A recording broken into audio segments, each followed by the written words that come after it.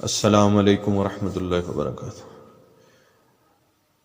آج کی جو ہماری تحریر ہے وہ حضرت علی رضی اللہ تعالیٰ عنہ کے حوالے سے ہے۔ 13 رجب کو ان کا یوم ولادت ہے، اور ایک بہت ہی سبق آموز واقعہ آپ کی خدمت میں پیش کرتے ہیں۔ حضرت علی رضی اللہ تعالیٰ عنہ کی خدمت میں ایک دن ایک عورت حاضر ہوئی اور ہاتھ جوڑ کر عرض کیا کہ اے علی، ہمارے گھر میں جھگڑے بہت ہوتے ہیں، کوئی کسی سے محبت نہیں کرتا اور رزق میں تنگی رہتی ہے۔ اور حضرت علی کرم اللہ وجہہ سے عورت نے پوچھا ایسا کیوں ہوتا ہے؟ عورت کا سوال سنتے ہی امیر المومنین حضرت علی رضی اللہ تعالیٰ نے فرمایا، اے عورت، جب تم اللہ کا رزق پکاتے ہو تو کچھ نیچے تو نہیں گرتا؟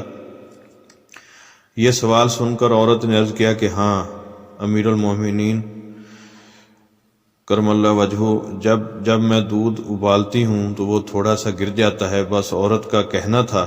حضرت علی رضی اللہ تعالیٰ نے فرمایا، اے عورت، یاد رکھنا کہ جب تم اللہ کا دیا رزق گراؤ گی اور جلاؤ گی تو اس سے گھر میں بے سکونی، جھگڑے، نفرت اور رزق میں تنگی کے اسباب پیدا ہوں گے۔ دودھ کو ابال کر پینا چاہیے، لیکن ساتھ ساتھ یہ بھی دیکھنا چاہیے کہ دودھ ابل کر زمین پر نہ گرے۔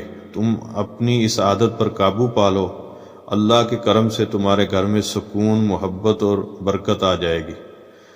حضرت علی رضی اللہ تعالیٰ عنہ کی بات سنتے ہی عورت گھر گئی اور آئندہ اللہ کے دیے ہوئے رزق کو ضائع ہونے سے بچانے لگی، اور یوں دیکھتے ہی دیکھتے اس کے گھر میں خوشحالی اور ہر طرف سکون ہو گیا۔ اس میں سبق یہ ہے کہ ہم اپنے گھر میں اللہ کے دیے ہوئے رزق کو ضائع ہونے سے بچائیں، ہر نعمت کو ضائع ہونے سے بچائیں، اس میں فلاح اور خیر و برکت و کامیابی ہے۔ اللہ ہم سب کو اس پر عمل کی توفیق دے، آمین ثم آمین یا رب العالمین۔ السلام علیکم ورحمۃ اللہ وبرکاتہ۔ اس تحریر کو لائک بھی کریں اور آگے